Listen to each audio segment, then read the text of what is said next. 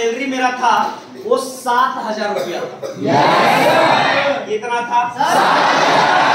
7,000 रुपया महीना, यानी कि सैलरी, तनख्वाह। और दोस्तों उसके बदले में जो मुझे काम मिला था वो काम था झाड़ू पोछा का। यानी कि बाहर के दुनिया अगर बोला जाए तो उसको क्या बोलते हैं? हाउसकीपिंग। मेरे लिए नया वर्ड था। मैं पहली बार गांव से जयपुर गया था अपनी जिंदगी में कुछ बेहतर करने के लिए, पैसा कमाने के लिए। और दोस्तों जब वहां पे गया तो जिस कैंटीन के अंदर हम सभी लोग हैं, मेरे मामा जी थे मेरे साथ में, एक मेरा दोस्त था और मैं, 3 आदमी जयपुर ऐसा शहर में गया काम को करने के लिए, अपनी घर की स्थिति को ठीक करने के लिए। दोस्तों जब वहां पे गया तब बोला कि आपका हाउसकीपिंग में काम हो जाएगा, अगर आप करना चाहें तो आपको हाउसकीपिंग में मैं रखूंगा, लेकिन आपका जो महीने का सैलरी होगा वो 7,000 रुपया होगा। कितना होगा? 7,000 रुपया होगा। दोस्तों फर्स्ट टाइम था और उस टाइम के लिए 7,000 मेरे लिए बहुत बड़ी बात थी। मैंने बोला ठीक है सर कर लूंगा, कोई दिक्कत नहीं है। दोस्तों मैं हाउसकीपिंग के काम 1 महीना तक मैंने किया, यानी कि झाड़ू पोछा का काम मैंने 1 महीना तक किया। 1 महीने के बाद मुझे कैंटीन के अंदर डाला गया, हेल्परी में, जहाँ पे डॉक्टर के लिए खाना रेडी होता था, जहाँ पे डॉक्टर के लिए खाना बनता था। दोस्तों मैं हेल्परी में गया, धीरे धीरे काम को सीख रहा था, कर रहा था। दोस्तों उस 7,000 से 10,000, 10,000 से 15,000, 20,000, जब मैं कुकिंग के काम सीख गया, जो खाना बनता था उस कैंटीन के अंदर मैंने सारा जो भी आइटम बनता था वो सारा चीज मैंने बनाना सीखा। और बनाने के बाद मैंने मालिक से बोला कि सर जो आप शेफ को पैसा देते हैं अगर आप मुझे देंगे तो वो काम मैं कर सकता हूँ। दोस्तों 1 दिन 2 दिन मुझे ट्रायल में रखा गया कि ठीक है पहले तुम ट्राई करो, अगर बना सकते हो तो कोई दिक्कत नहीं, मैं तुम्हें रख लूंगा। दोस्तों मुझे ट्रायल में दिया गया, मैंने अच्छे तरीके से खाना बनाया, लोग तारीफ करते थे, टिप भी देते थे। दोस्तों वो 7,000 से सैलरी 25,000 रुपये तक मैं उस कैंटीन के अंदर कमा रहा था। अपनी जिंदगी से बहुत खुश था और अपनी जिंदगी से मैं इसलिए खुश नहीं था क्योंकि उस पैसे से मेरे माँ, मेरे पिताजी, यानी कि जितने भी घर के लोग थे, रिलेशन के लोग थे, बहुत खुश थे इस बात से कि चलो यार लड़का अच्छा पैसा कमा रहा है। लेकिन दोस्तों अगर मैं बात करूं उस जगह पे तो उठने का टाइम फिक्स था बट सोने का टाइम फिक्स नहीं था। उठने का टाइमिंग फिक्स था, सुबह 5 बजे आपको किसी भी हाल में उठना है, सुबह 4 बजे किसी भी हाल में उठना है, बट सोने का टाइम फिक्स नहीं था। कभी 9 बजे, कभी 10, कभी 11, कभी 12, कभी 1, कभी 2।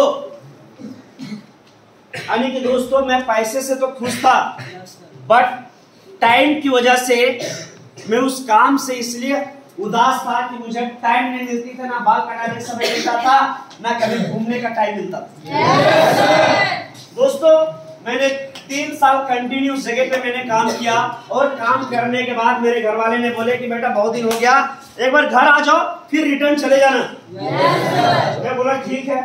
दोस्तों फेस्टिवल अगर देखा जाए झारखंड, बिहार, यूपी के लिए तो हम सभी का फेस्टिवल छठ पूजा, दुर्गा पूजा और होली बहुत बड़ा फेस्टिवल होता है।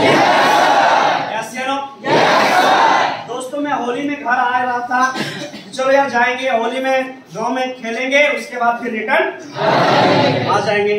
दोस्तों मैंने जैसे गांव के रेलवे प्लेटफॉर्म पे मैंने कदम रखा वैसे मुझे एक अनजान व्यक्ति से मुलाकात हो गई, एक दूसरे में नंबर लिया दी होगी, उन्होंने नंबर ले लिया, बातचीत होने लगी। और दोस्तों अगर मैं बात करूं जिस व्यक्ति से मुझे बात हुई वो स्टार सीडी था। क्या था? यानी कि भूखा शेर, समझते हैं? भूखा शेर। वो काफी दिन से संघर्ष कर रहा था, मेहनत कर रहा था बट उसका टाइम नहीं लग रहा। और दोस्तों उस भूखा शेर के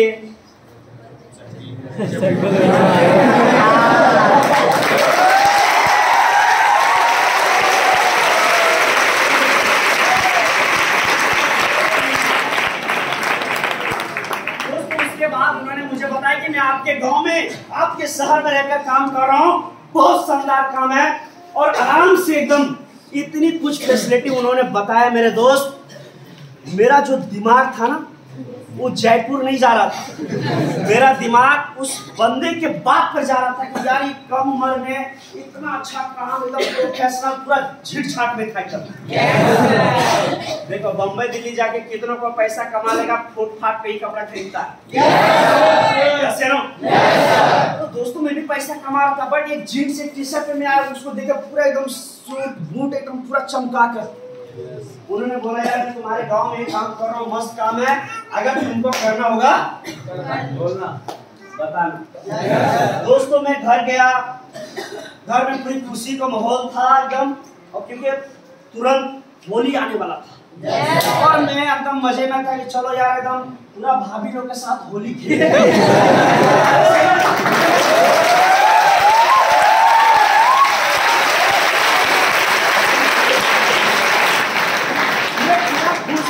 चलो यार 3 साल के बाद आया हूँ, होली खेलेंगे गांव में, मजे करेंगे, ऐसे ना।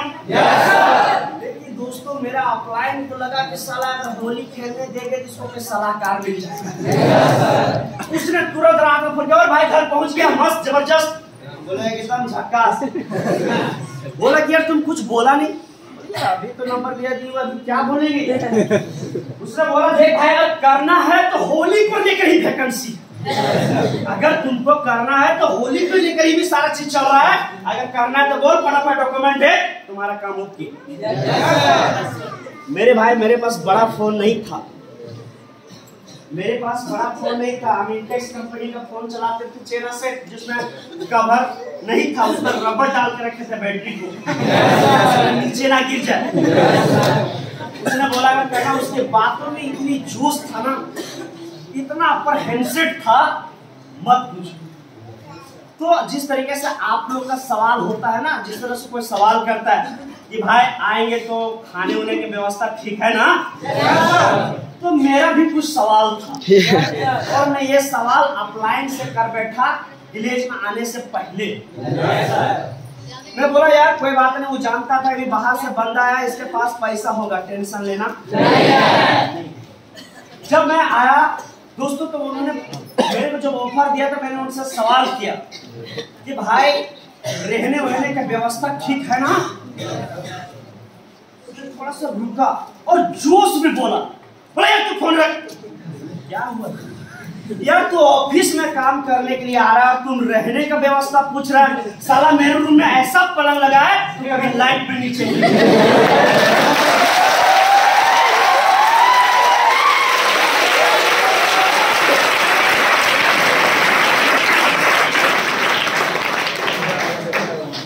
बोला ऐसा बात क्या। उसके बाद मैंने फिर डरते डरते पूछा भाई खाने वाने की व्यवस्था।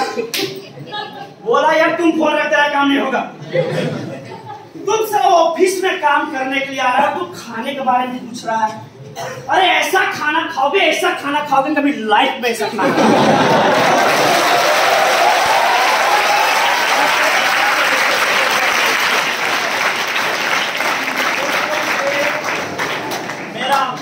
बात में था और ऐसा जवाब देता था कि दूसरा सवाल करने का मौका नहीं मिलता था। मैंने सारे डॉक्यूमेंट भेज दिया दोस्तों। 2 दिन के बाद मेरे पास फोन आया, 2 दिन के बाद फोन आया, क्या करण कुमार से बात हो रही है? बोले जी सर। आपने फॉर्म अप्लाई? जी सर। तो आपको इतनी तारीख को प्रेजेंट होना है।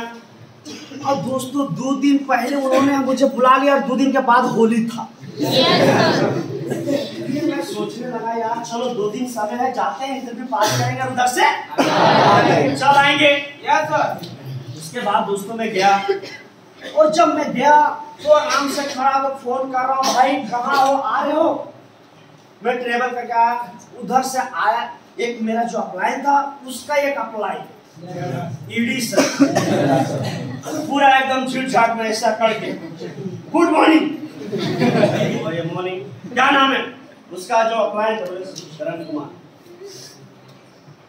कोई दिक्कत तो परेशानी नहीं हुआ आने में आपको? बोला अभी आपको रूम पे नहीं सीधा ऑफिस जाना है। हमने ठीक। दोस्तों ऑफिस से लेकर गया ऐसे, ये उंगली है ना, जहां से मुझे रिसीव किया था वहां से उंगली पकड़ते पकड़ते मुझे ऑफिस तक वो मुझे ऑफिस तक लेकर गया। और ऑफिस जाने के बाद एंट्री हुआ, आधार कार्ड दिए, सारा चीज दी।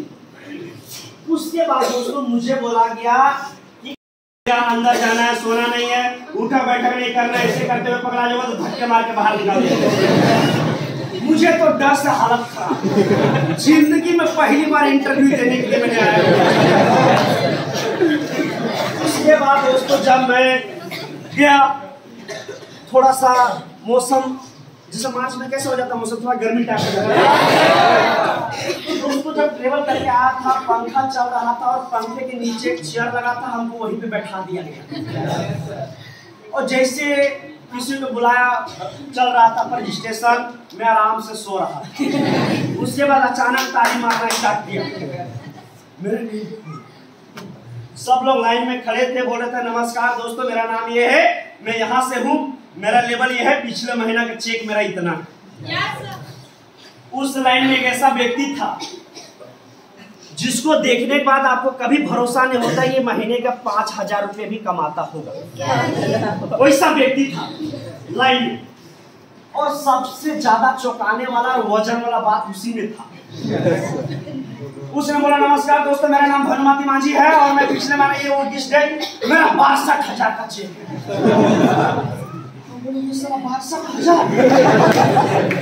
ये 62,000 कमा सकता है तो 22,000 हम भी कमा सकते हैं। दोस्तों वहां पे अप्रहेंशन हो गया कि फॉर्म बहुत कम है, जो दौड़ के जाएगा उसी को फॉर्म मिलेगा। एकदम दोस्तों बीसी रजिस्ट्रेशन पूरा सब लोग दौड़ के लिए फॉर्म लिया, हम भी फॉर्म लिए, फॉर्म भराया। उसके बाद अब आया इंटरव्यू देने की बात। क्या आया?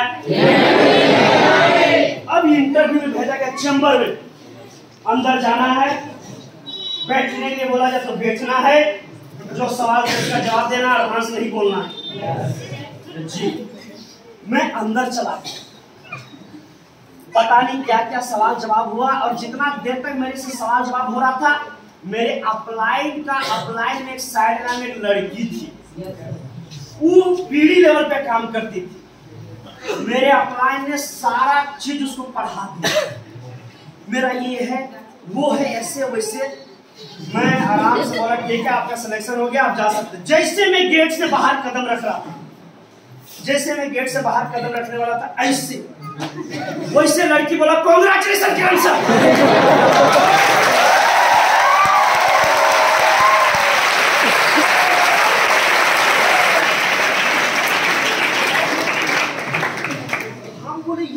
जिंदगी में पहली बार और उनकी सारा मेरा नाम लेके, इसको मेरा नाम किसे पता ही है।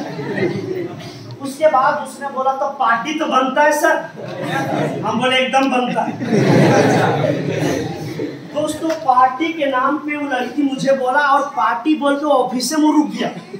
और मेरा अप्लाइन और उसका अप्लाइन दोनों आदमी बस ऑफिस का जस्ट बगल में होटल था, वहां पे गया। हम तीनों एक टेबल में बैठे और 10-12 और लड़का आया उस साइड में बैठा। हम सोचे चलो 3 आदमी है, खा लिए, एक समोसा 2 मिठा था। हमको लगा 200-300 का बिल होगा, लेकिन जब बिल देने की बारी आया तो भैया 1300 का बिल। बोले यार 3 आदमी है 1300 कैसे खा लिया? तो मेरा अपलाइन बोलता था वो पीछे बैठा था ना, वो सब अपना ही ग्रुप का आदमी था, तो खा के निकल गए। बहुत बड़ा दोस्तों वहां तो मुझे खुशी थी, चलो कोई बात नहीं, इंटरव्यू पास किए 1300 तो बनता है, ऐसे ना चलेगा, कोई बात नहीं। उसके बाद दोस्तों मुझे रूम में लेके गया मेरा अप्लाई, इतना शॉर्ट बिस्तर लगा हुआ था इसी। मेरे अप्लाई ने कहा थोड़ा धूप हो गया था, मैं आया तो पंखा को कभी मैं ऑफ कर रहा था, कभी ऑन कर रहा था, कभी ऑफ कभी ऑन। मैं बोला ये पंखा मेरा प्रॉब्लम, अरे अभी जस्ट करा, अभी तुरंत इसको बनाने के लिए भेजा। और दोस्तों उस टाइम जो बनाने के लिए भेजा वो अभी तक रिटर्न नहीं।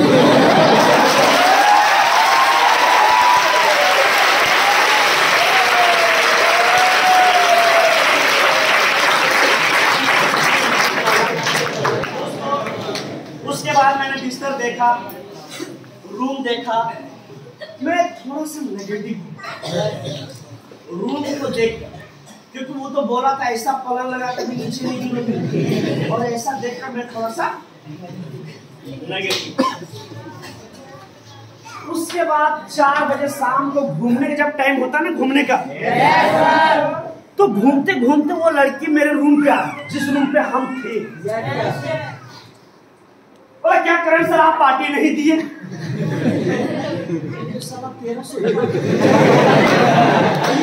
पार्टी नहीं दिए। हम बोले पार्टी तो दिए, बोला उसमें हम थे, बोले आप तो नहीं थे। और ऐसे भी हम होटल में नहीं खाते, हम नॉन वेज खाते।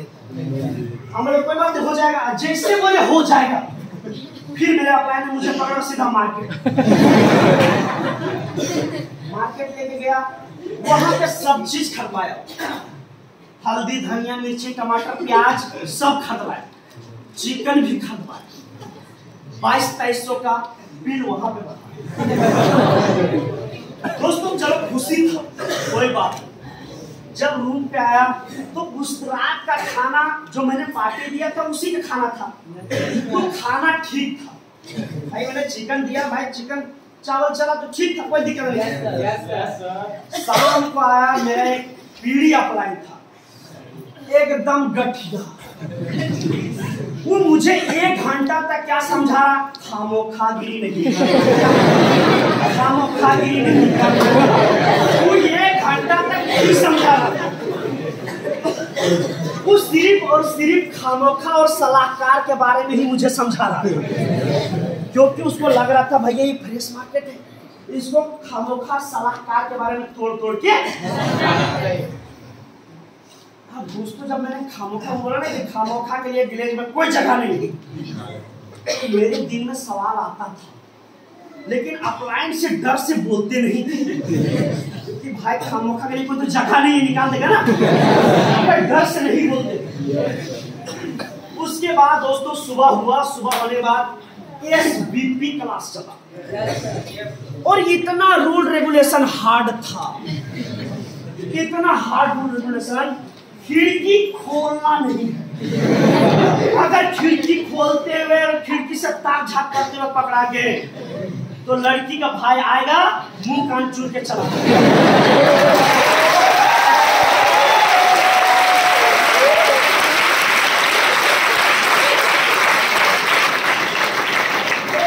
रूल रेगुलेशन पूरा हार्ड था, डर से कभी खिड़की तरफ खड़ा नहीं। दोस्तों उसके बाद आया खाना। SBP होने के बाद एक रूम था, 10-15 का उसमें टीम था, एक साथ खाना खाने के लिए बैठा ऐसे। तो खाना हम और अप्लाई एक साथ, तो जैसे खाना आया वैसे मैं एक बार अप्लाई को देखा, फिर एक बार खाना को देखा, फिर मैं अप्लाई को देखा, फिर मैं खाना को देखा, फिर दिमाग में पड़ गया खामोखा मैंने खा लिया। चलो भाई कोई बात नहीं, खामोखा तो करना ही नहीं है। उसके बाद दोस्तों मैं 50% नेगेटिव, खाना देखने के बाद मैं 50% नेगेटिव हो गया। रोज सेंटर जाते थे, रोज सेंटर आते, तो मैं अप्लाई से पूछता था, रास्ता में हम लोग का जो सेंटर था 2.5 किलोमीटर दूर जाना पड़ता था पैदल सुबह।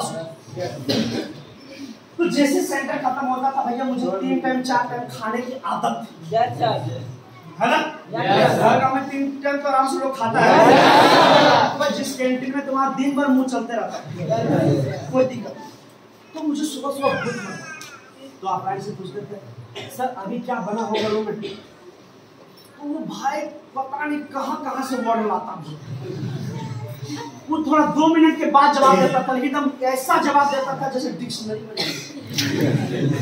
बोले सर क्या बना होगा रूम में? बोला आज जमुना सरस्वती बना होगा। जयपुर सारा डिश बनाते हैं, जमुना सरस्वती। उसके बाद मैं रूम पे आया, दोस्तों जैसे खाना आया तो चावल अलग, पानी अलग और आलू अलग। जितना मेरा अपलाइन मुझे घुमाने की कोशिश कर रहा था उतना धीरे धीरे हम नेगेटिव होते जा रहे। घूम रहे थे अपलाइन के साथ, मस्ती में थे भाई, हम नेगेटिव थे और फॉलो अप में मेरे मामा जी भी विलेज में आ गए। मैं नेगेटिव था बट मेरे लिस्ट से फॉलो अप में मेरे मामा जी भी। मेरे मामा जी बोलता था और हम अंदर अंदर बोलते थे कुछ न बने, क्योंकि मैं नेगेटिव था। मैं क्या था? मैं नेगेटिव था। मेरे मामा जी पूरा पॉजिटिव थे। उसको लगता था भाई एकदम 50,000 तुरंत कमा ले, उसको लगता था। वो भी मेरे साथ रहा। दोस्तों फिर जब मैं अपलाइन के साथ गया तो अपलाइन मेरे मामा से दूर रखता, ये नेगेटिव, इसको उसके साथ रहने नहीं देना। फिर मैं बोला कि सब क्या बना होगा खाना आज? बोला आज अपना अपना नसीब बना होगा। अपना अपना नसीब, अपना अपना नसीब बना होगा। दोस्तों जब खाना खाने के लिए बैठे तो गिर के 2 सोयाबीन आया खाने। Soybean 2 soybean. हम बोले सर अपना बोले एक तेरा नसीब।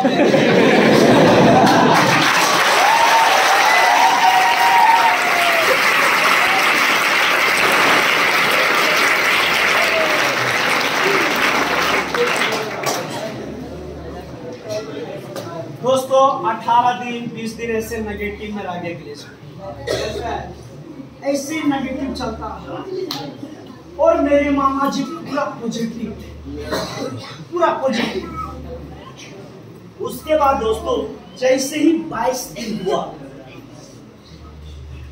जैसे ही 22 दिन हुआ, उस दिन एक क्लास था सेंटर पे और भी 150 क्लास था। मैं उस क्लास में बैठा एकदम जितना नेगेटिव था, मैं जितना नेगेटिव था उसका उल्टा हो गया। मैं जितना नेगेटिव था उतना पॉजिटिव हो गया और मेरे मामा जी जितना पॉजिटिव थे उतना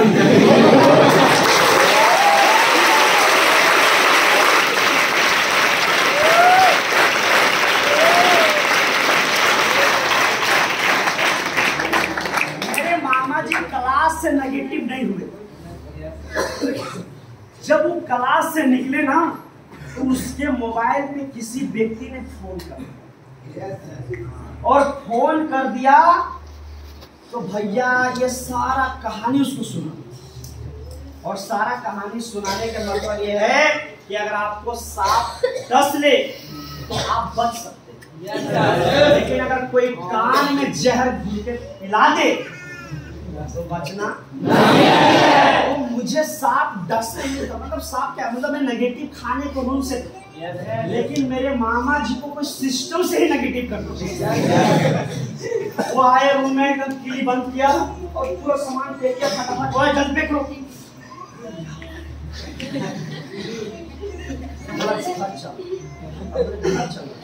अरे अभी तो पॉजिटिव हो जाए, कैसे कर जाएगा? बोला यहाँ कुछ होने वाला नहीं है। और दोस्तों जहाँ पे हम लोग सुनते थे तो मेरा अपलाइन जबरदस्ती एक सपना बनवाया, सपना एक सपना बनवाया था 220 पल्सर।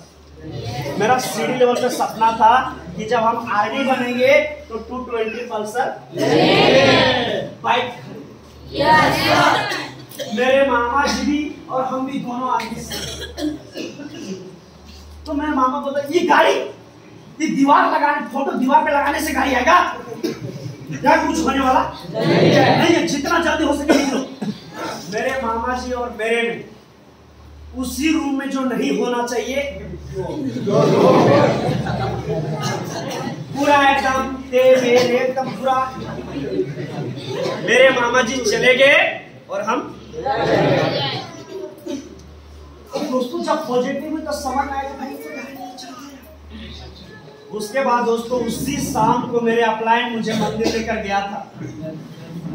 और जब मंदिर लेकर मेरे अपलाइन मुझे गया तो मुझे पूछा ईमानदारी से, क्या करम तुम कामयाब होना चाहते हो विलेज में? मैं बोला जी सर कामयाब होना चाहता हूँ। बोला कौन कामयाब होना चाहता है? बोले जी सर कामयाब होना चाहता हूँ। दोस्तों उन्होंने मुझे उसी मंदिर में कसम खिलाया था और मेरा जो पुराना सिम था वो मुझे तोड़ के उसी मंदिर में फेंकवा दिया मेरा अपलाइन। और उन्होंने बोला कि तुम्हारे साथ मैं मेहनत करूंगा, एक नया सिम ले लो। और दोस्तों जब उन्होंने मेहनत करना स्टार्ट किया, महीने का 24 तारीख हो चुका था, मात्र 6 दिन बचा हुआ था। उतनी लगन से मैंने मेहनत किया, इतनी ईमानदारी से मैंने मेहनत किया, वो 6 दिन में 11 सेल से पीडी प्रमोशन लेके खड़ा।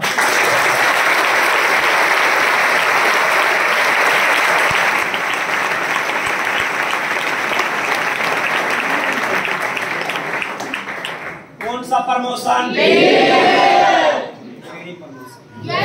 अब दोस्तों पीडी से ईडी बनना था, एसडी बनना था, आरडी बनना था। दोस्तों कंटिन्यू मेहनत करते रहा, ईडी भी बना, कंटिन्यू मेहनत करते रहा, एसडी भी बना। और जब एसडी बना तो दोस्तों मैंने जो सपना बनाया था कि 220 पल्सर खरीदना है, तो मैं उन्होंने एसडी लेवल पे खरीद लिया था। मेरा पहला सपना पूरा हो गया था दोस्तों।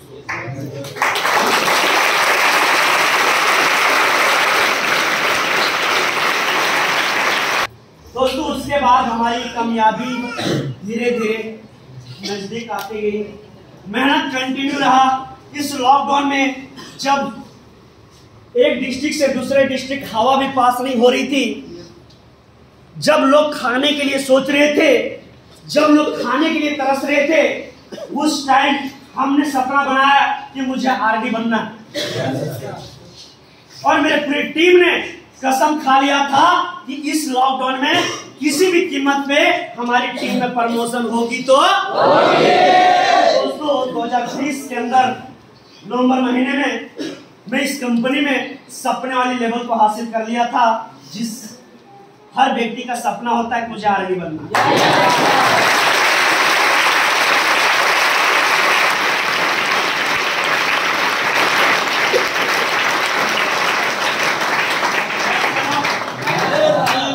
तो दोस्तों मैं बात करता हूं, क्या आपके पास सपने हैं?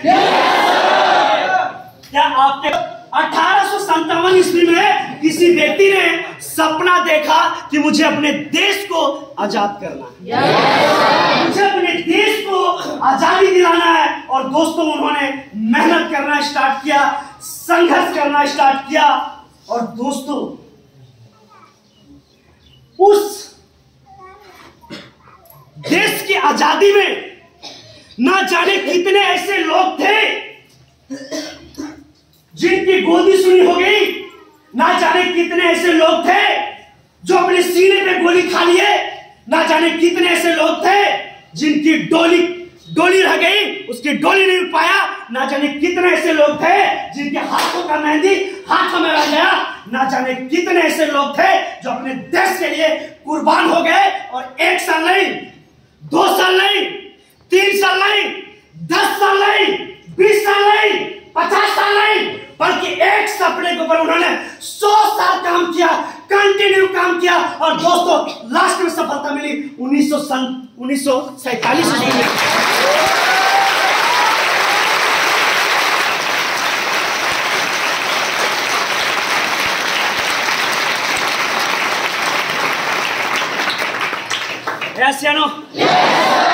आखिर दोस्तों हमारे देश में जब आजादी की जंग चल रही थी, जब आजादी के लोग लड़ रहे थे, तो क्या महात्मा गांधी ने सभी के घरों में जाके बोला होगा कि हमें साथ दो?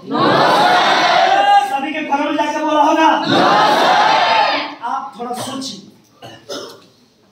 आप थोड़ा महसूस कीजिए कि ऐसा क्या प्लानिंग किया होगा उन्होंने, ऐसा क्या मीटिंग किया होगा जो एक सपने के ऊपर 100 साल किसी व्यक्ति ने काम किया। आज अगर हम मेहनत करते हैं, कल रिजल्ट नहीं आती है तो हम हार मान लेते हैं, हम थक जाते हैं, हम नाराज हो जाते हैं, हम उदास हो जाते हैं। लेकिन किसी व्यक्ति ने एक सपने के ऊपर 100 साल कैसे काम किया, 100 साल कैसे संघर्ष किया एक सपने के पीछे। किया नहीं किया? किया ना जी? दोस्तों उस टाइम एक एक घर से 7 लोग मारे गए देश की आजादी के लिए। दोस्तों आज आजादी का तो हम मनाते हैं, हमारा देश आजाद है, मानता हूं हमारा देश आजाद है, मानता हूं, बट आजादी क्या है? आपका घर आजाद है? आप आजाद की जिंदगी जिए? मेरे भाई किसी व्यक्ति ने देश के लिए आपको अपने घर की गरीबी को दूर करने के लिए काम करना है। क्या आपको मैं देश के लिए बोल रहा हूं? आपको अपने घर की गरीबी को दूर करनी है, उसके लिए मेहनत करने के लिए बोल रहा हूं। और आपको पता है सफलता कैसे व्यक्ति को मिलती है? सफलता कौन व्यक्ति को मिलती है?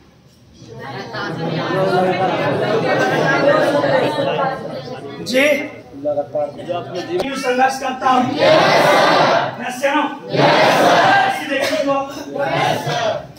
मैं आपको सिखाना चाहता हूँ कि अगर आप अपनी जिंदगी में कामयाब होना चाहते हैं तो कभी हार मानना नहीं, कभी हार मानना नहीं।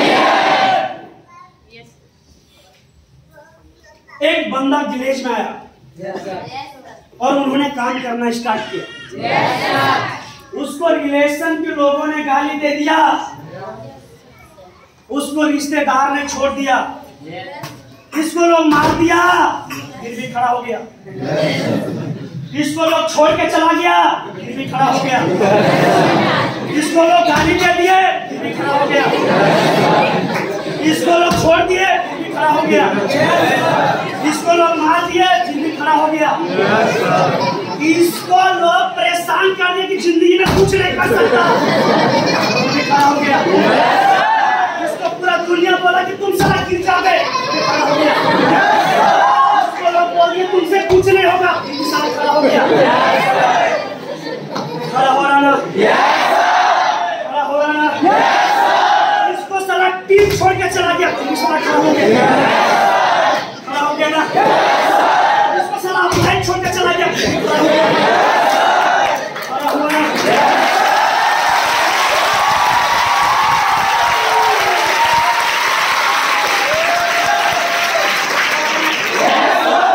अरे इसको बोला कोई नहीं कामयाब कर सकता, फिर भी सारा खड़ा हो गया। खड़ा हुआ ना?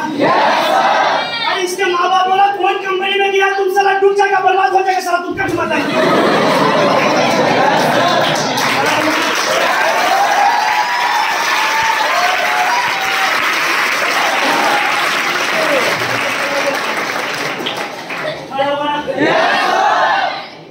ये बोला साला एक बार नहीं 1 लाख बार गिरूंगा फिर भी खड़ा रहूंगा। 1 लाख बार गिरूंगा फिर भी खड़ा रहूंगा। विलेज में ग्लोबल डायमंड किसको बनना है? इसको ग्लोबल डायमंड बनना है, इसको बनना है। गिर जाएगा तो नहीं बनेगा ना, क्योंकि साला पूरा दुनिया छोड़ के चल जाए फिर भी साला खड़ा रहने का साहस है तो इसको कामयाब होने से रोक सकता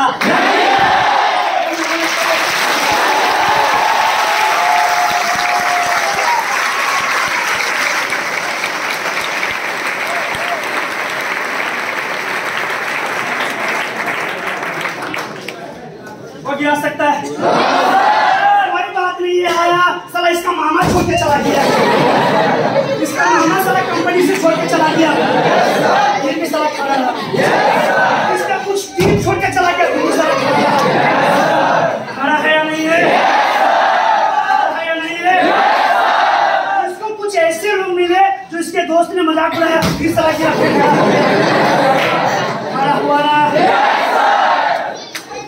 जो व्यक्ति खड़ा होने का साहस रखता है, जो व्यक्ति खड़ा होने की ताकत रखता है, उसे कभी कोई गिरा सकता उसे को हरा सकता नहीं है। कोई बात नहीं, अगर आपको भी सीखना है तो इसके जैसा बनो।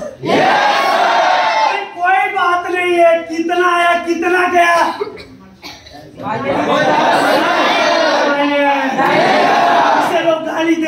कुछ हुआ? नहीं। लोग मार दिए, कुछ हुआ? नहीं। लोग छोड़ दिए, कुछ हुआ? नहीं। ये फिर भी तो साला खड़ा है। अगर तुमको भी कामयाब होना है टिके रहना, क्या करना है? टिके रहना, क्योंकि जो टिकता है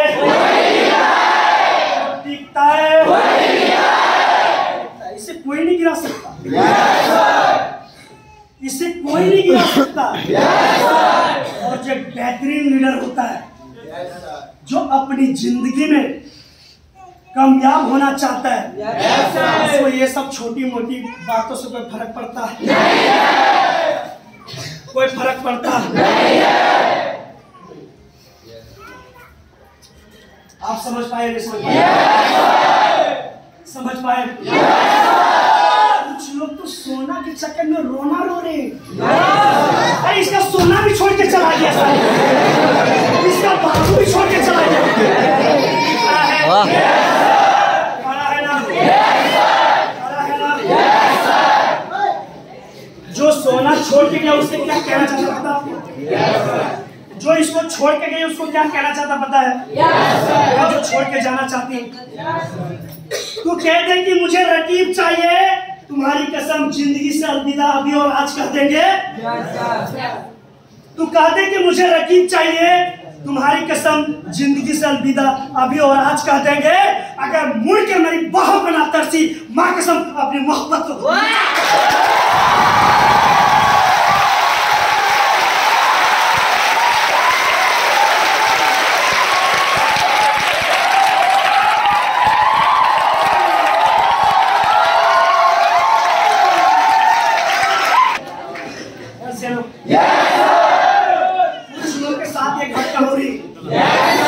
अभी शादी का लगन आ रहा है, बहुत लोग का गर्लफ्रेंड शादी कर रहा है, अलग टेंशन डिप्रेशन में। ये है ना, खड़ा है ना, खड़ा है ना, उससे बोल दे कि कोई बात नहीं। तुम भी उसे बोल देना जो तुम्हें छोड़ के जाना चाहता है या जो छोड़ के चली गई। फिर से मैं बोल दूं क्या? आप समझ रहे हो मैं क्या बोलना चाहता हूं? अरे उस बेवफा को कह देना कि तू बोल, अगर तुझे रकीब चाहिए तो तुम्हारी कसम जिंदगी से अभी और आज अलविदा कह दे। कह दे मुझे रकीब चाहिए, तुझे जिंदगी से अलविदा अभी और आज कह देंगे। अगर पलट कर तू मेरी बाहों के लिए ना तरसी तो माँ कसम अपनी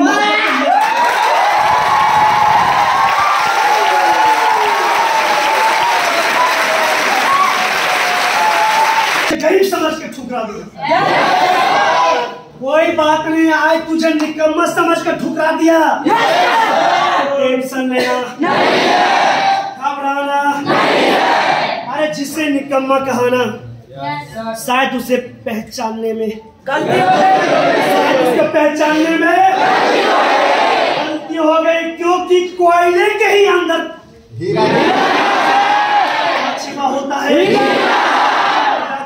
हो सकता है आपको किसी ने कोयले समझकर ठुकरा दिया हो। अपने आप को साला इतना तपाना, इतना तपाना, इतना तपाना, इतना झोंकना, इतना रगड़ना, एक दिन साला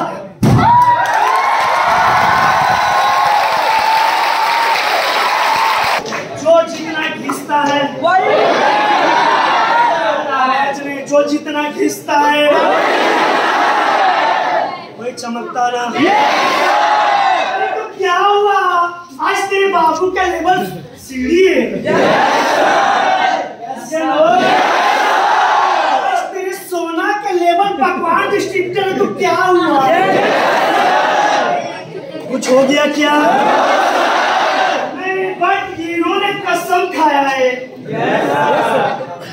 कसम खाया सीढ़ी लेवल पे कि बाप ने मुझे गलत बोला, माँ ने गलत बोला, भाई ने गलत बोला, रिश्तेदार ने गलत बोला, दोस्त ने गलत बोला, इतने लोगों ने मार ही दिया, फिर भी इन्होंने पैर को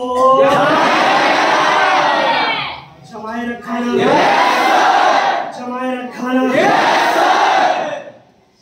इसे जीडी बनने से कोई रोक नहीं सकता। इसे जीडी बनने से कोई रोक देगा क्या? नहीं, इसे कितना मारो, कितना पीटो, कितना गाली दो, ये साला खड़ा ही रहता है। इसको कोई गिरा सकता नहीं है दोस्तों। और अगर ये आदत आपके अंदर आ गई, किसी को बुरा बोल देने से कोई बुरा हो जाता क्या? किसी को गलत बोल देने से कोई गलत हो जाता क्या? घबराना नहीं है, टेंशन लेना नहीं है। कुछ हमारा करियर सही जगह पे है कि नहीं? ऐसा कुछ लोग डिस्कस करता है कि सर हमारा करियर सेफ है कि नहीं?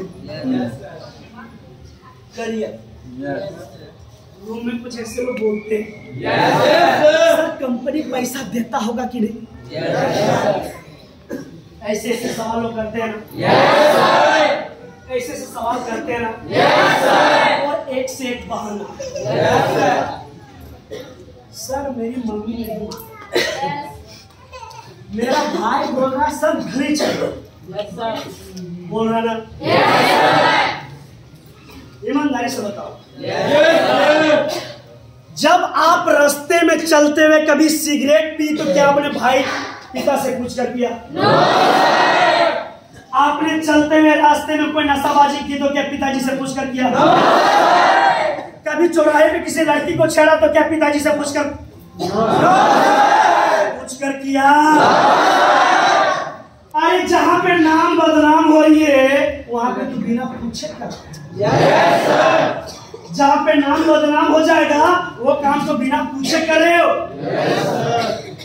और तुम जिस जगह पे काम कर रहे हो यहाँ से तुम्हारा नाम बर्बाद हो जाएगा, नाम डूब जाएगा, तो क्या होगा? नाम बनेगा। तो इस बिजनेस प्लान को किसने लिखा? आपके पिताजी ने? आपने? यहाँ ट्रेनिंग किसने लिया? आपने? आपके पिताजी ने? क्लासेस कौन लिया? आपने क्या आपका भाई ने? तो डिसीजन कौन लेगा? डिसीजन कौन लेगा? आप डिसीजन लोगे ना? फिर घबराना किस बात की? घबराना क्या? डायरेक्ट सेलिंग कौन लोग करेगा? डायरेक्ट सेलिंग आप सभी को पता है कि मैं डायरेक्ट सेलिंग कर रहा हूँ। सभी लोग को पता है मैं डायरेक्ट सेलिंग कर रहा हूँ। अरे भैया तो डायरेक्ट सेलिंग को वो लोग करेंगे जो घर से मजबूर हैं। डायरेक्ट सेलिंग को वो लोग करेंगे जो घर से लाचार हैं। डायरेक्ट सेलिंग को वो लोग करेंगे जो इंडिया में नहीं। अरे डायरेक्ट सेलिंग को वो लोग करेंगे जो हिंदुस्तान में नहीं बल्कि अपने नाम के पूरी वर्ल्ड में सारा झंडा फहराना चाहता।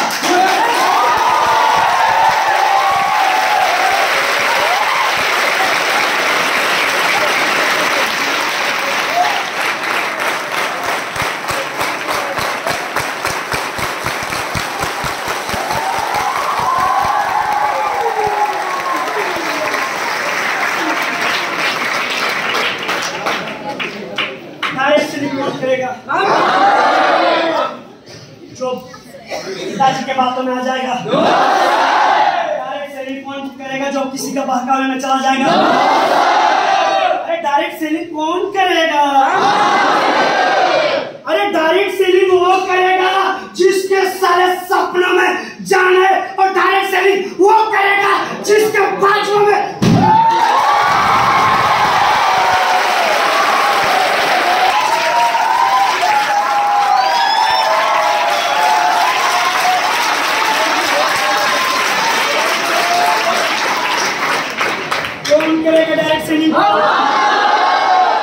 अप्रोच करने में डरेगा। अगर साला मैं ब्रांड बनना चाहता हूँ, मैं कंपनी में टॉप लेवल पे जाना चाहता हूँ तो मैं साला अपनी खानदान के साथ में टॉप लेवल पे जाऊंगा। क्योंकि मैं कोई साला ऐसी तैसी कंपनी में नहीं बल्कि साला मैं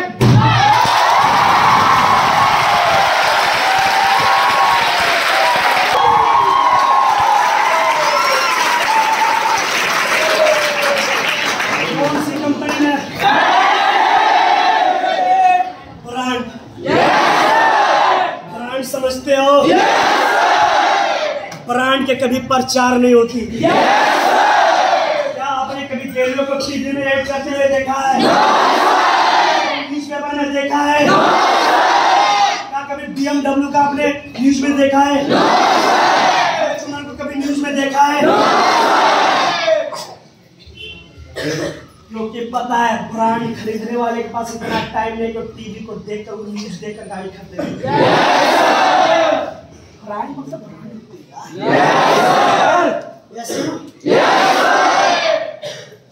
किसके लिए काम कर रहे?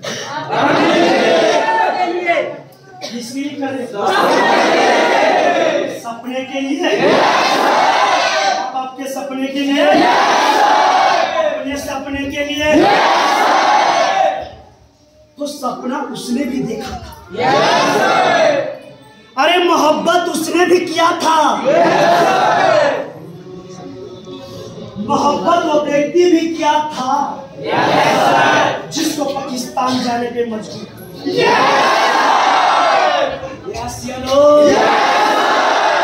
अरे उससे ज्यादा खूबसूरत लड़की समस्तीपुर में थी। उससे ज्यादा खूबसूरत लड़की बिहार में थी या नहीं? उससे ज्यादा खूबसूरत लड़की हिंदुस्तान में थी या नहीं? पाकिस्तान क्यों? प्यार। ये पाकिस्तान क्यों? क्योंकि मुझे उससे मोहब्बत थी। आपको भी कहने से मोहब्बत होगी तो साला दुनिया को कोई ताकत रोक सकता? दुनिया का कोई पावर रोक सकता नहीं है। क्योंकि उससे पाकिस्तान जाने पे मजबूर उसकी महबूबा और उसके बच्चे ने कर दिया। और जब पाकिस्तान पहुंचा उसको लेने के लिए तो वहां पे दंगल भी हुआ। दंगल हुआ कि नहीं हुआ? हुआ ना। यहाँ पे लोग बोला कि हिंदुस्तान जिंदाबाद। ऐसा नहीं बोला, उन्होंने गाली दिया रे। ऐसा भी बोलता है सारा कंपनी का नाम मत लो, कौन कंपनी में काम करता है?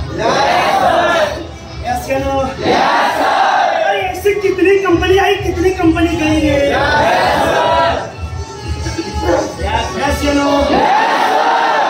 उसने बोला पाकिस्तान जिंदाबाद, बोला पाकिस्तान जिंदाबाद। उसने बोला हिंदुस्तान जिंदाबाद। उसने बोला मेरा हिंदुस्तान जिंदाबाद।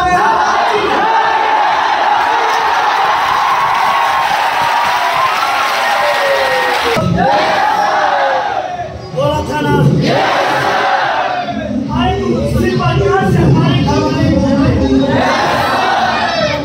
बोलते हैं ना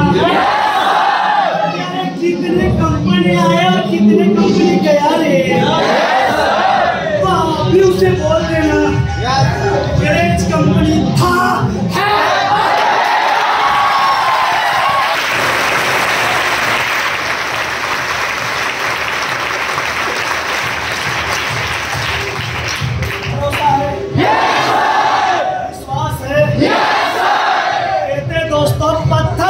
पीस कर मैदा बना दे ऐसा मांगना तो पैदा नहीं।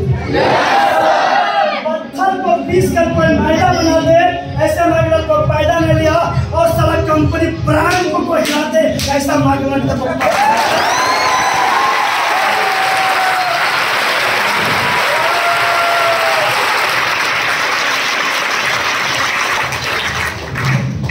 मानते हो? जोश में है,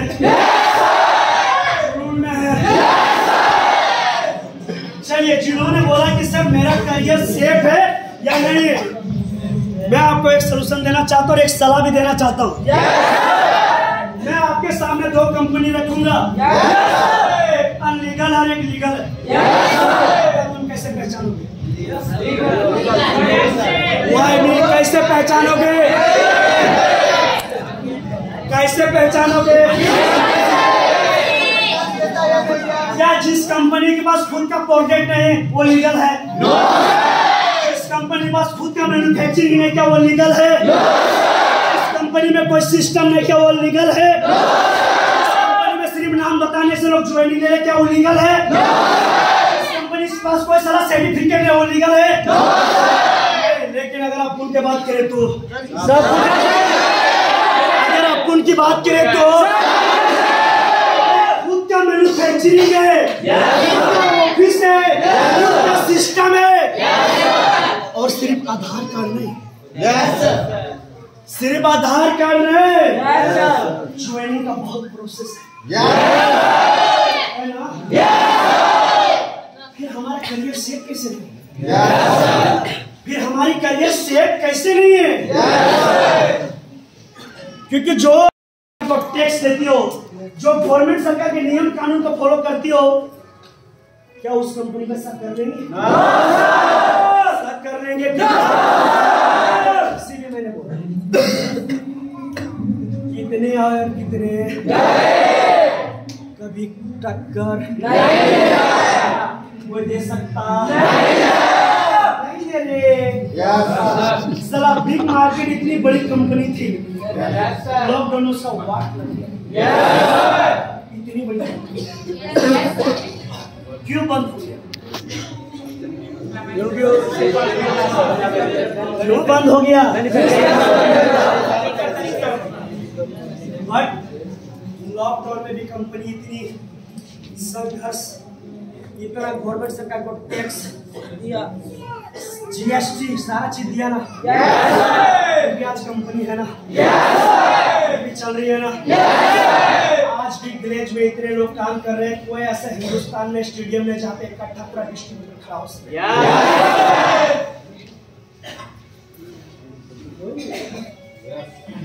पूरी जगह आज रांची का स्टेडियम, रांची में प्रोग्राम हो मेरे दोस्त, वहाँ जगह नहीं हो रहा था, सिर्फ एक स्टेट का। पूरी स्टेट के लोग कैसे हैं? कैसे हैं? आप सीढ़ी लेवल पे बैठ के अपनी करियर का टेंशन कर रहे, और कोई R&D इंजीनियरिंग क्या कर, उसकी भी तो करियर है ना, उसकी भी तो लाइफ है ना। तो ज्यादा कुछ सोचना नहीं, ज्यादा कुछ सोचना नहीं। ऑफलाइन पे भरोसा है? भरोसा कैसा होना चाहिए पता आपको? कैसा होना चाहिए भरोसा? मुझे 100% भरोसा है। कौन व्यक्ति है?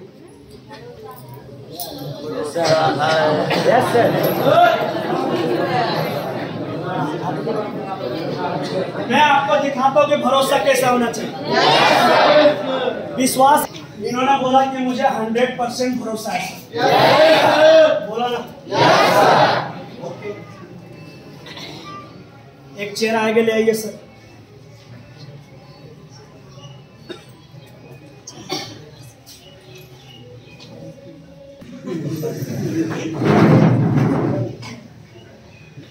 कुर्सी पे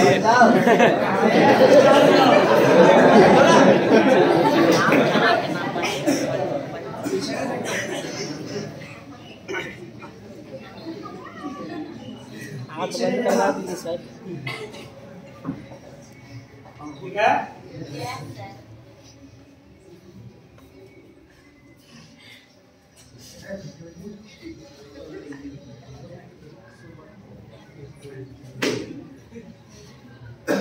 पूरा भरोसा है? Yes sir. कंपनी पे? Yes sir. पूरा विश्वास है आपको? Yes sir. उम्मीद करें भरोसा आपको? Yes sir. चलिए पीछे गिर जाइए आप।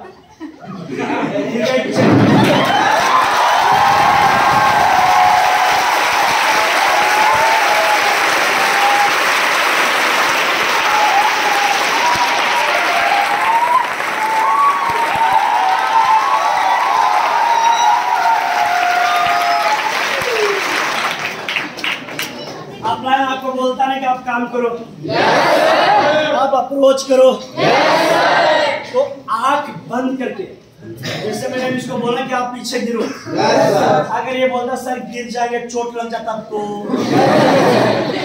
ऐसा, सर अगर गिर गया माथा फट गया तो, सर अगर कुर्सी से गिरे अगर हम नहीं उठ पाए तो, ऐसे ना। तो तो भैया पोता किरंतु परंतु इसको एक अटैची में बंद कर, इसको एक साइड रख दो। जिस तरीके से बिना सवाल किए बिना जवाब किए वो सीधा गिर गया, क्या उसे चोट लगा? उसकी कमर टूट गई? नहीं, तो अपलाइन ने अगर बोला कि दौड़ जा, कूद जा, चौक जा, तो सोचना नहीं। अगर छत पे से दौड़ना इसके मतलब नीचे कहीं ना कहीं कुछ बिछाया, नीचे कुछ ना कुछ बिछाया होगा ना। अपलाइन ने बोला भरोसा रख, तो अप्रोच कर यार, भरोसा रख, करना। अपलाइन ने बोला प्रमोशन लेने से ये सारे फायदे हैं, तो भरोसा रख, भरोसा रखकर काम करो। अपलाइन बोल रहा है तो इसके मतलब सही है, गलत नहीं है। अपलाइन पे भरोसा रख और भरोसा रखकर काम कामयाबी 100% मिलेगी ना। दोस्तों जाते जाते एक बात और मैं आपको बता दूं, अगर आप आज ब्लड आपका अंग है, आपकी जवानी है, तो किसी के लिए मत काम करना। इस दुनिया में कहीं भी रहना जरूरी नहीं है कि आज अगर आप विलेज में, तो ये बात आपको सिखा रहा हूँ, ऐसा कहीं भी रहना, बट माँ बाप को दुनिया को अलविदा कहने से पहले उसके सपने को पूरा करना।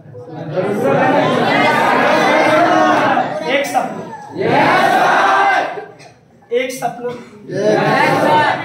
हमारे जितने भी मुस्लिम भाई हैं, उनकी महज में, उनकी धर्म में सबसे बड़ा जो होता है वो होता है हज कराना माँ बाप के साथ। और जो हिंदू भाई हैं उनको तीर्थ यात्रा, ऐसे ना। दोस्तों अपनी जिंदगी में कुछ करो या मत करो, अपने लाइफ में कुछ करो या मत करो, बट उस माँ के लिए जरूर एक सपना। पता है आपको इस दुनिया में हम और आप कितना आराम से आगे, इस दुनिया में आने के लिए मेरी माँ ने मुझे अपने पेट में 9 महीना तक रखा। 9 महीना।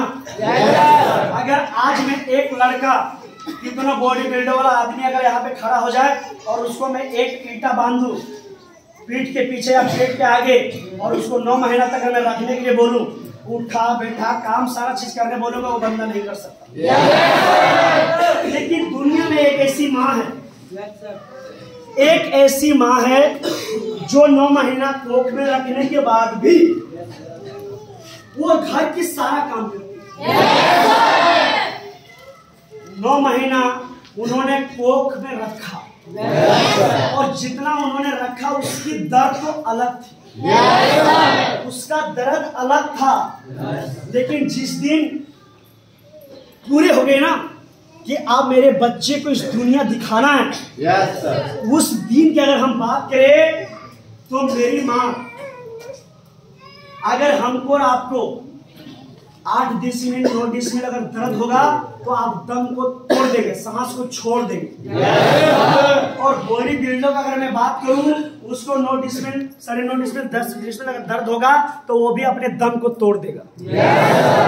लेकिन दोस्तों एक बच्चा पैदा करने में, एक बच्चे को जन्म देने में, एक बच्चे को इस दुनिया में लाने में एक माँ होती है जो 12.5 डिसमिल दर्द को बर्दाश्त कर जाती है। और हमको और आपको इस दुनिया में, हमको और आपको इस दुनिया में 12 डिसमिल। आप सोचिए कोई दुनिया का ताकत नहीं है जो इतनी दर्द को बर्दाश्त कर जाए। लेकिन एक माँ होती है जो हमको और आपको इस दुनिया में लेकर आई, इसलिए लेकर आई क्योंकि आप कल चलकर उसके सपने को पूरा करेंगे, कल चलकर उसके सारे दुख दर्द को क्या करेंगे, दूर करेंगे ना।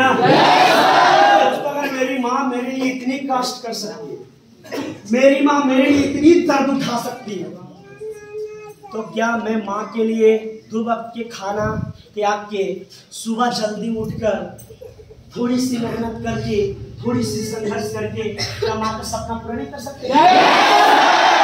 नहीं कर सकते? क्या उससे ज्यादा परेशानी आज है? माँ जब हमको जन्म दे रही थी तो माँ से ज्यादा परेशानी आज हमारे पास है। कहते हैं ना कि माँ का दूध का कर्ज चुका सकते हैं कभी? दूध का कर्ज तो छोड़ दो मेरे दोस्त, उसने जितना दर्द बर्दाश्त किया ना उतनी दर्द तो भैया। और यही नहीं, जब बिस्तर पे बच्चा पेशाब करता है ना तो माँ पेशाब पे चली जाती है और बच्चे को सूखे में करती है, एक सपना के साथ मेरा बेटा आगे चलकर कुछ करेगा, आगे चलकर मेरे बुढ़ापे का लेकिन दोस्तों बहुत दुख के साथ कहना पड़ रहा है कि हमारे गांव में, आपके गांव में, हमारे समाज में, आपके समाज में कुछ ऐसे भी बेटे होते हैं, कुछ ऐसी भी बेटियां होती है जो माँ बाप का कदर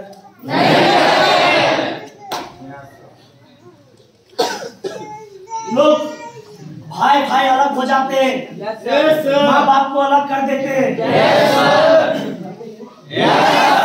लेकिन अगर ये माँ सोच लेती कि हम इसको पैदा किए, इसको नहीं पैदा करेंगे, क्या इतनी खूबसूरत दुनिया देख पाते? अरे भैया तो जब नहीं देख पाते, उन्होंने जन्म देने में कोई बंटवारा नहीं किया, उन्होंने इस दुनिया में लाने में कोई एक्सक्यूज नहीं किया, इस दुनिया में लाने में कोई बहाना नहीं ढूंढा, तो फिर मैं कौन बेटा? फिर मैं कौन बेटा? अरे तो मुझे भी माँ बाप के सपने पूरे करने के लिए कोई एक्सक्यूज नहीं चाहिए, कोई बहाना नहीं चाहिए, दुनिया की कितनी बड़ी कीमत क्यों न चुकाना पड़े, लेकिन माँ का सपना पूरा करेंगे तो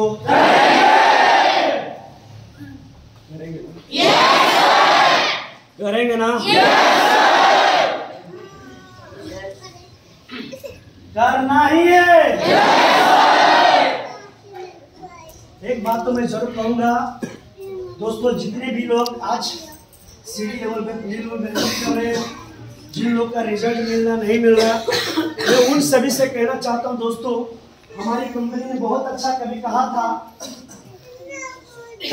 कि हर जुबान पे तेरा नाम होगा, हर कदम पे दुनिया का सलाम होगा।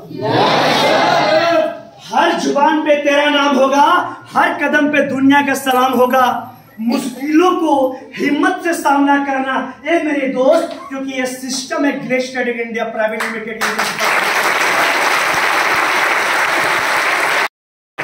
माँ बाप के लिए काम करेंगे, आज से कोई बहाना करेंगे, कोई एक्सक्यूज करेंगे, सुबह उठने में कोई एक्सक्यूज करेंगे, ट्रेन आने में कोई एक्सक्यूज करेंगे, अप्रोच करने में कोई बहाना करेंगे। दोस्तों, किसी कहने वाले ने बहुत खूब कहा था कि कामयाबी और बहाना कभी एक साथ नहीं, कभी एक साथ नहीं। जिसके पास बहाने हैं, आपके पास कामयाबी कभी आ सकता नहीं। और जिसके पास सिर्फ कामयाबी दिखती है, उसको कभी अपने लाइफ में बहाना आपको पालना नहीं। उम्मीद करें करेंगे सभी लोग, सच में कभी मत मान, एक बार गिरो फिर उठो, 10 बार गिरो फिर उठो, 100 बार गिरो फिर उठो, क्योंकि जो गिर कर उठता है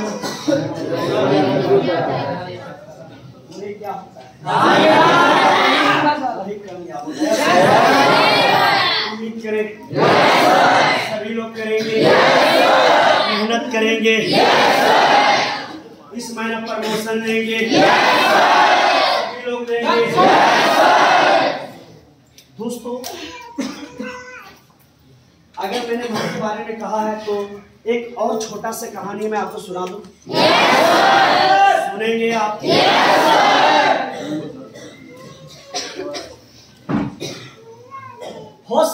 मेरी माँ नहीं होगी, आपके माँ नहीं होगी, लेकिन किसी का माँ कभी थी। दोस्तों, एक घर में एक बूढ़ी माँ और एक बूढ़ा पिता, और उस घर में एक लड़की और एक लड़का था। तो उसकी जो बूढ़ी माँ थी और पिताजी थे, तो लड़की ने सरकारी स्कूल में एडमिशन करवा दी। उसके पिताजी, वो रोज स्कूल जाती थी और रोज स्कूल से आती थी। दोस्तों, धीरे धीरे उसकी क्लास आगे जाने लगी, धीरे धीरे उसकी हाइट बढ़ने लगी, उसका उम्र बढ़ने लगा। तो दोस्तों, जब 8वीं क्लास उन्होंने पास की, तो पिताजी सर उन्होंने बोली कि पापा, अगर मुझे एक साइकिल दिला देते तो मेरी जितने भी सहेली हैं, जितने भी मेरे दोस्त हैं, वो सभी लोग साइकिल से पढ़ने के लिए आती हैं।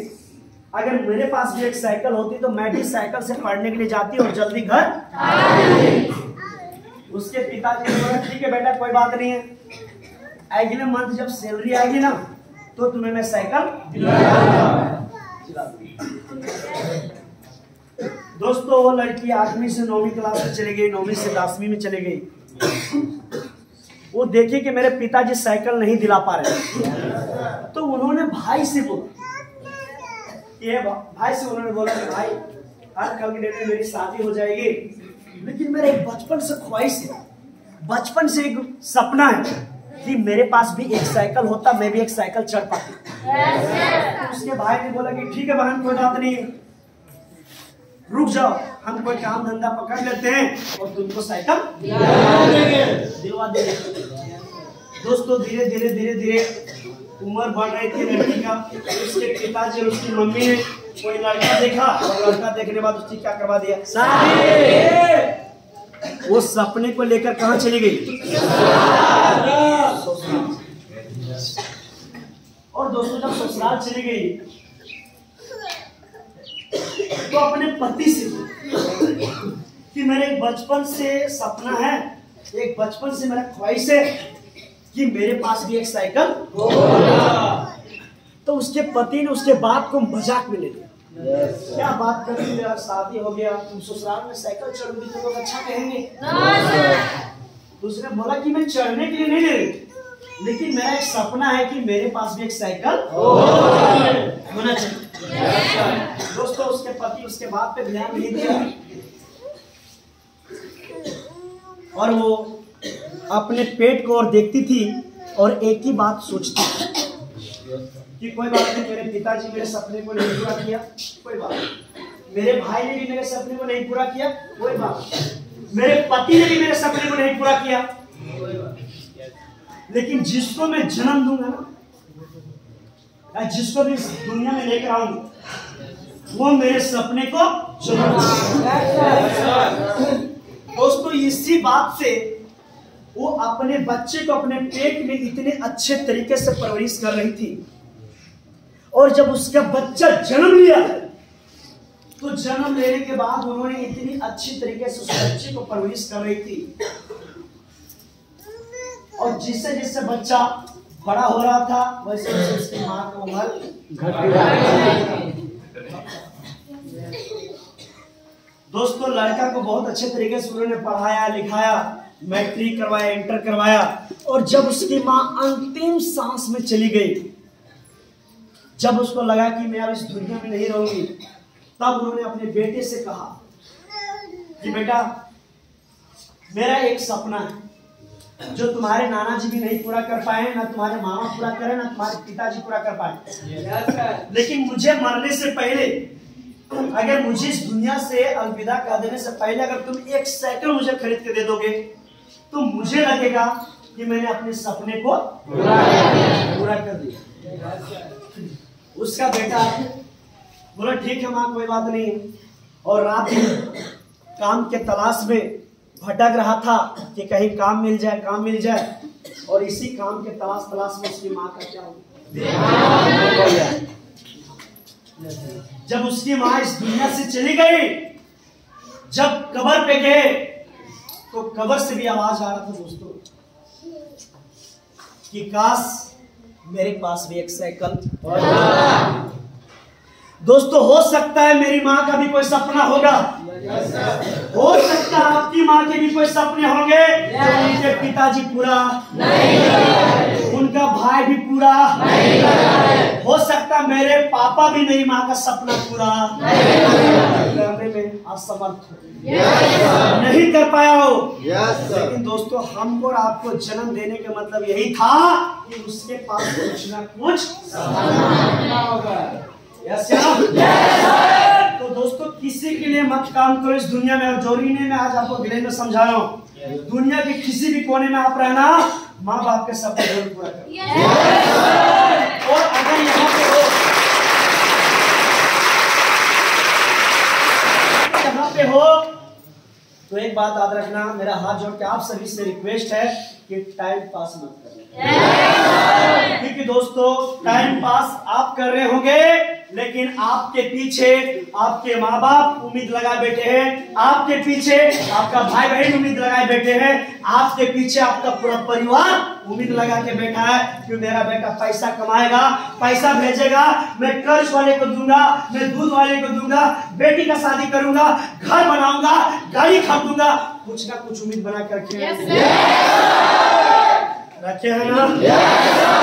आप सभी से मेरा रिक्वेस्ट है कि अगर आप विलेज प्लेटफॉर्म पे हैं तो टाइम पास नहीं, अभी तक जो भी आपने किया कोई बात नहीं, कहते जब जागो तो माँ बाप के लिए कुछ करना है। दोस्तों अगर करना है तो ध्यान रखिए कि टाइम पास नहीं करना, कितनी भी परेशानी क्यों ना आ जाए मेरे दोस्त, कितनी भी मुश्किल क्यों ना आ जाए, कभी हिम्मत हारना नहीं है, कभी हिम्मत हारना नहीं है। और अगर कभी भी दोस्त बनाना तो इसके जैसा बनाना। मैं अपने रूम में इसको इसलिए रखता हूँ, इसको देखकर मैं बहुत मोटिवेट होता हूँ। मैं रात में बहुत बार इसको सोचता हूँ कि गिरा दूं, लेकिन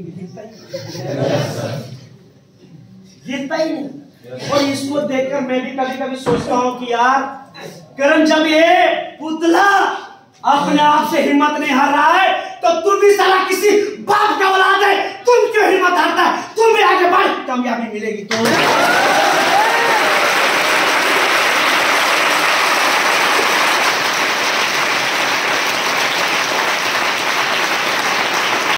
करेगा ना? होगा ना? करेंगे ना? होगा सभी लोग। दोस्तों विलेज में सब कुछ है, किसी के बहकावे में विलेज से सारा चीज मुझे मिला दोस्त। घड़ी हो, मोबाइल हो, कपड़े हो, जूते हो, बोलने का तरीका, जो कुछ भी है सारा मुझे किसने दिया? विलेज ने दिया। आपको मैं बता दूं, विलेज मेरी माँ है और अपलाइन मेरा। ये वर्ड अपने जुबान पे हमें साथ रखना है।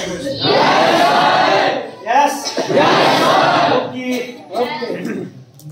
माँ और बाप को कभी बदला नहीं, कभी छोड़ा नहीं जा सकता। तो पहला प्राथमिकता मेरी वो माँ है जिन्होंने मुझे जन्म दिया, मेरी विलेज माँ है जिन्होंने मुझे सवारा, संभाला और यहाँ तक।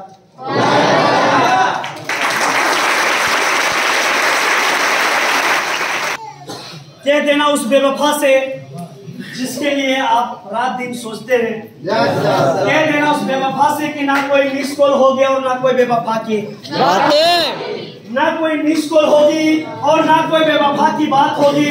हमारी और तुम्हारी मुलाकात तब होगी जब अपने पास स्टारडी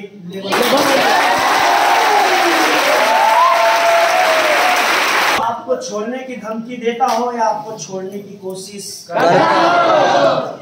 मैं ये बहुत मुश्किल से अपने अंदर डाला। तो मुझे लगता है कि कोई छोड़ने की कोशिश कर रहा तो मैं यही बोल दूं फिर से क्या? उसे बोल देना जो आपको छोड़ने की कोशिश कर रहा है, छोड़ के जाने की कोशिश कर रहा है। छोड़ दिया उसे भी बोल देना कि मैं खुद को इतना कामयाब कर दूंगा, अरे मैं खुद को इस तरीके से बदल दूंगा। तू कह दे मुझे कि तुझे रकीब चाहिए, तू तुम्हारी कसम जिंदगी से अलविदा अभी और आज कर देंगे। चाहते तुझे की रकीब चाहिए, तुम्हारी कसम जिंदगी से अलविदा अभी और आज कर देंगे। अगर पलट कर तू मेरी बाह मेरा तरजी बाकी सबने मोहब्बत को मजा उम्मीद करे।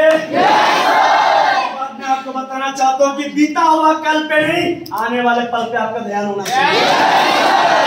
बीता हुआ कल पे नहीं, आने वाले पल पे ध्यान होना चाहिए।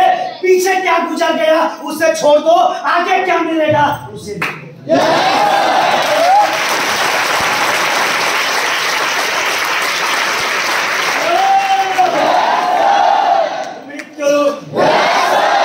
उम्मीद करो।